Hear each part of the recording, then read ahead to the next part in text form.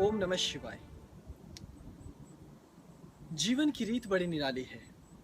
यहाँ जिंदगी ऐसी है जो लगातार बस बढ़ती ही चली जाती है। आज धूप बहुत तेज है, यहाँ बहुत तेज। हाँ, खैर, जीवन एक समग्रता है। आप इसको परिभाषित नहीं कर सकते किसी एक चीज़ को लेकर कि आपने यदि ज़िंदगी में इस चीज़ को जान लिया है तो आपने ज़िंदगी को जान लिया, क्योंकि ज़िंदगी बहुत सारी चीज़ों को लेकर आगे बढ़ती है। और ज़िंदगी में आप कभी कभी ऐसे दोराहे पर आ जाते हैं जब आपको ये समझ नहीं आता कि ज़िंदगी आखिर है क्या। और ख़ास करके जब आप ज़िंदगी में कभी हार जाते हैं या उदास हो जाते हैं तो चीज़ें बिल्कुल बदलने लगती हैं। मैं जानता हूँ अच्छी तरह। जब तुम उदास होते हो, जब तुम परेशान होते हो तो सोचते हो कि आखिर भगवान ने ये ज़िंदगी बनाई क्यों है, मेरी ज़िंदगी का लक्ष्य क्या है। जब तुम्हारी शादी नहीं हुई होती है तब तुम सोचते हो कि काश एक सुंदर सी परी मिल जाए और मेरी शादी हो जाए। और लड़कियां सोचती हैं कि काश एक सुंदर सा लड़का मिल जाए तो ज़िंदगी बन जाए। लेकिन जब उनको मिल जाता है और कुछ समय गुजर जाता है तो क्या ज़िंदगी बन जाती? इसका जवाब मैं ठीक ठीक नहीं दे सकता, क्योंकि इसके जवाब भी मिश्रित हैं। कभी कभी किसी किसी की ज़िंदगी बन गई, ऐसा हो सकता है, लेकिन हमेशा ही ऐसा हुआ हो ये मैं नहीं मानता। इसलिए आपको अच्छी तरह जीवन को समझने के लिए उसके मध्य में से होकर गुजरना पड़ता है। अब यदि एक प्रियतमा को ढूंढने, एक प्रेमिका को ढूंढने के लिए आप अपना जीवन लगा देते हैं और आप उसे ढूंढते हैं, तो क्या आपको खुशी मिल गई? ये तो आपको तब पता चलेगा जब वो आपके जीवन में आएगी। इसलिए जीवन हम उम्मीद के सहारे काट देते हैं, लेकिन जीवन का ये जो दर्शन है, जब आप दुखी होते हैं और कहते हैं कि हे भगवान, मुझे इस जिंदगी में पैदा क्यों किया? देखो, मैंने विवाह भी कर लिया लेकिन खुशी नहीं आई, मैंने काम भी जी तोड़ किया लेकिन फिर भी जिंदगी में खुशी नहीं आई, मैंने सबको प्यार दिया लेकिन बदले में मुझे कुछ नहीं मिला। आखिर क्यों? ये रोना आपके जीवन में क्यों चलता रहता है? कभी आपने सोचा? भाई, जीवन तो समग्रता से जीना है ना।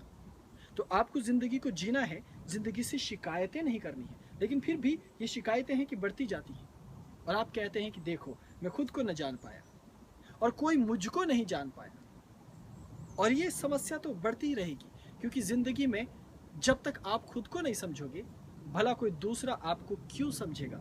ये तो एक छोटी सी समझदारी वाली बात भी है। इसलिए मैं सीधे मुद्दे पर आता हूं।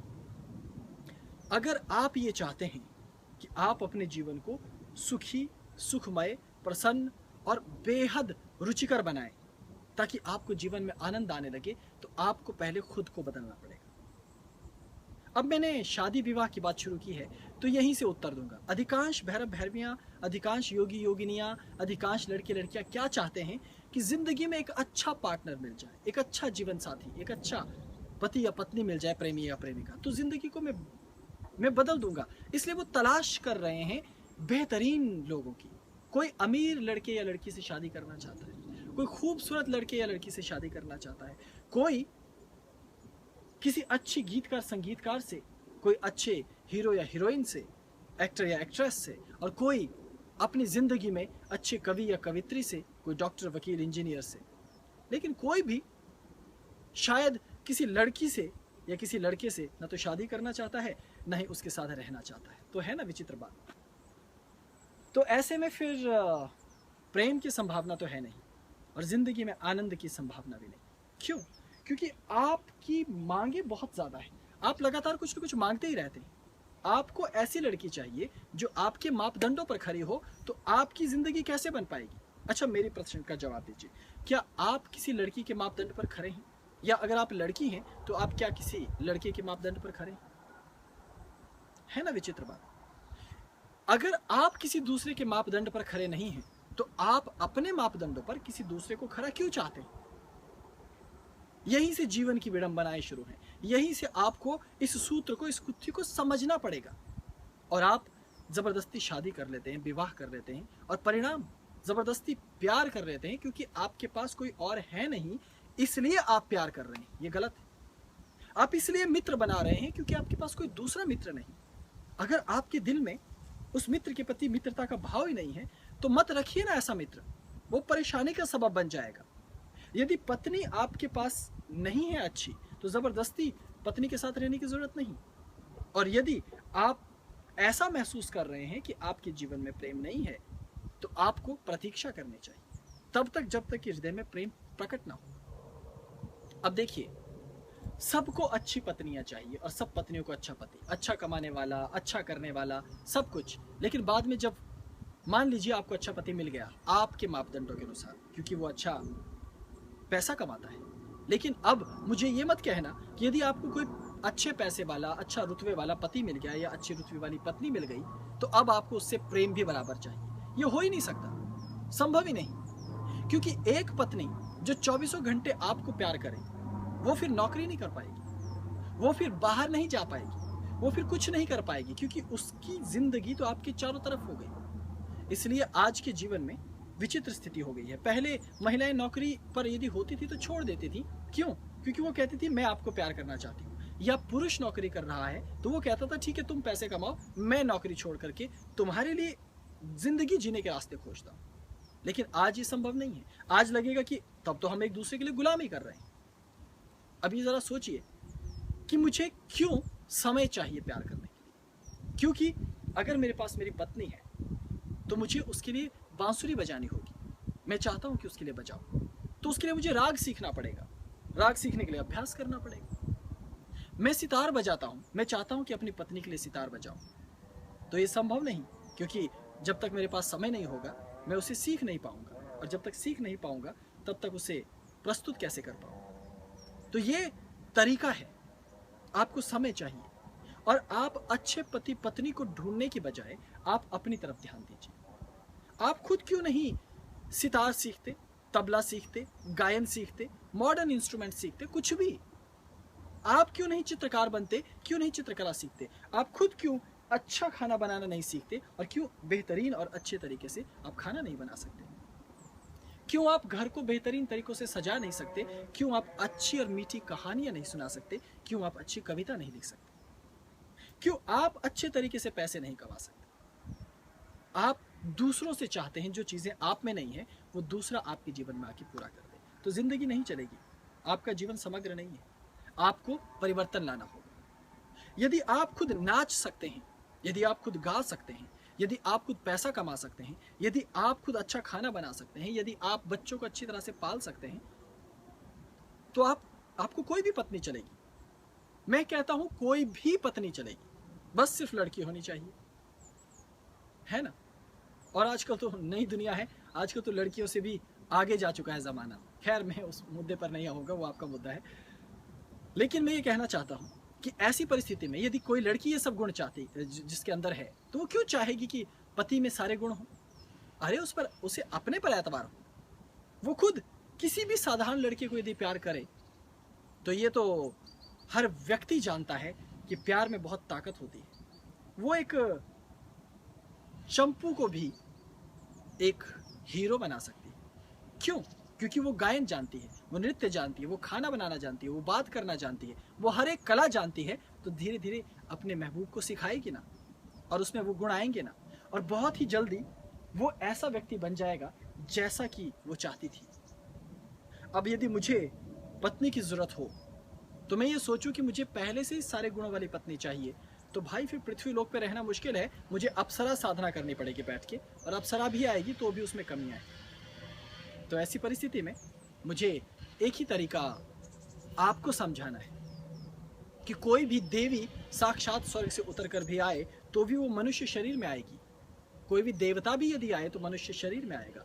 फिर ये इस बात पर निर्भर करता है कि उसकी जीवन शैली, देश, काल, परिस्थिति कैसी रही, उसके मुताबिक वो गुस्सा करेगा, प्यार करेगा, उसका ज्ञान होगा, उसका अहंकार होगा, सब चीज़ें उसमें होंगी। कोई बड़े बड़े घर चाहता है, बड़ी बड़ी इमारतें, कोई हम जैसा ऐसे ऐसे छोटे छोटे घरों में भी खुश रह सकता है। तो ये आपके ऊपर निर्भर है। तो आपको अपने अस्तित्व को जानकर अपने आप को जानना होगा, और फिर ऐसे व्यक्ति को ढूंढ लीजिए जिससे आपको प्यार है, आपका हृदय का ही।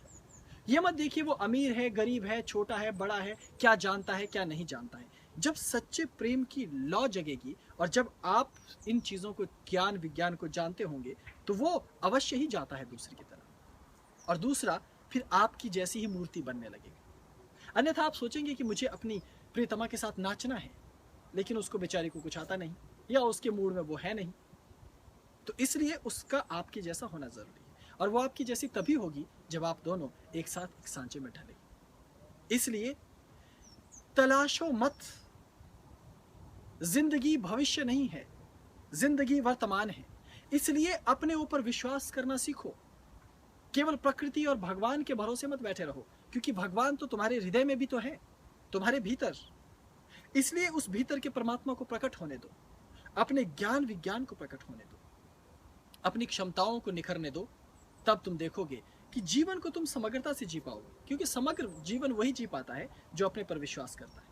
अगर मुझे यहाँ आग जलानी हो तो मुझे मालूम है कि मेरे पास यहाँ लकड़ियाँ हैं और मेरे पास यहाँ पत्थर हैं, और कैसे उससे मैं आग पैदा कर सकता हूँ, तो मैं आग पैदा कर सकता हूँ। इसलिए मुझे किसी माचिस पर निर्भर रहने की ज़रूरत नहीं है। वक्त ज़रूर ज़्यादा लगेगा, लेकिन मैं जला सकता हूँ। यही मैं आपको समझाना चाहता हूँ कि आप बजाय जितना समय आप शादी विवाह के लिए, आप अपने जीवन में कुछ अच्छा करने के लिए और अच्छे लोगों को ढूंढने के लिए लगा देते हो, बस ऐसे व्यक्ति की तलाश करो जिससे आपको प्रेम हो।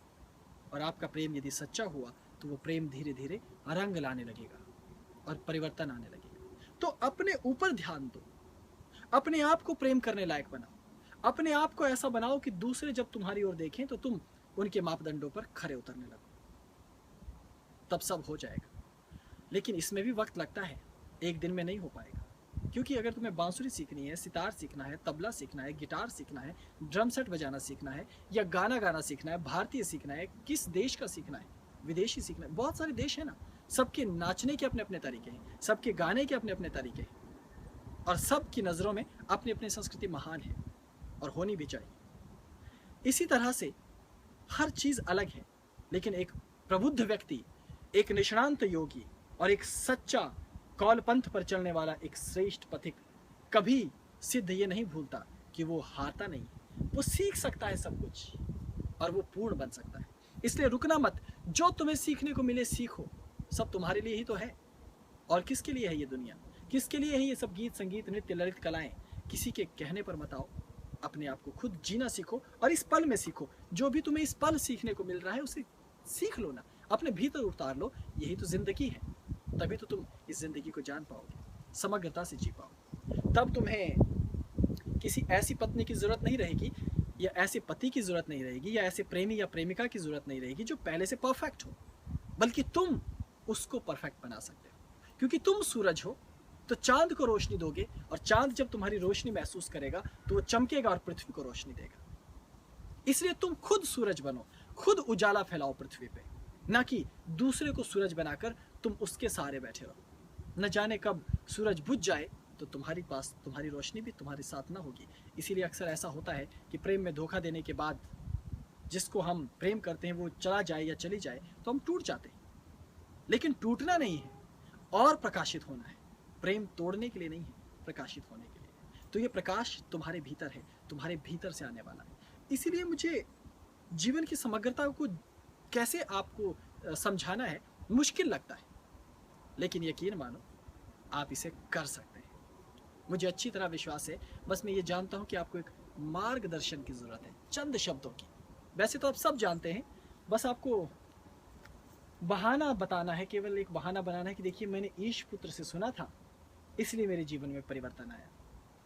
मैं आपके जीवन में परिवर्तन लाने वाला कोई नहीं हूँ, परिवर्तन तो आप खुद लाते हैं अपने जीवन में। ये तो बस टाइम पास है। तुम मुझे सुनना चाहते हो क्योंकि तुम मुझसे प्यार करते हो, और मैं तुम तक अपने शब्द पहुंचाना चाहता हूं क्योंकि मैं तुमसे प्यार करता हूं। और यही तो समग्रता है जीवन की। वरना मैं आपको क्या देने वाला और आपसे मैं क्या लेने वाला। और यहाँ कोई किसी को दे भी क्या सकता है और कोई यहाँ किसी से ले भी क्या सकता है। बस खुशियाँ हैं, प्रेम है जो हम ले दे सकते हैं। इसलिए मेरे शब्द आपको कुछ बना सकते हैं, आपके शब्द मुझे कुछ बना सकते हैं। इसलिए अच्छा बनना जीवन में, अच्छा और अच्छी चीज़ें फैलाने की कोशिश करना। बुरा कहने वाले, बुरा सोचने वाले और बुरा करने वालों से तो दुनिया भरी पड़ी है। ज़रूरत अच्छे लोगों की है। इसलिए तुम यदि पत्नी, प्रेमिका, मित्र कुछ भी ढूंढने चलो तो अच्छा ढूंढने की बजाय किसी को भी ढूंढ लेना जो तुम्हें अच्छा लगे, प्यारा लगे, और हाँ, उसको फिर तराशना, अपने जैसा बना देना। तब मैं समझूंगा कि मेरे ये शब्द धन्य हुए और तुम इस राज को समझ पाए। अभी इतना ही काफ़ी है मेरी तरफ से तुम्हारे लिए। तुम अपने जीवन को आगे ले जाओ, पर परेशान मत होना, बल्कि अपनी क्षमताओं को जगाकर दूसरों को देना। मैं फिर लौटूंगा अपना प्रेम और स्नेह लेकर आपके लिए। अभी मुझे आज्ञा दीजिए। प्रणाम। ओम नमः शिवाय।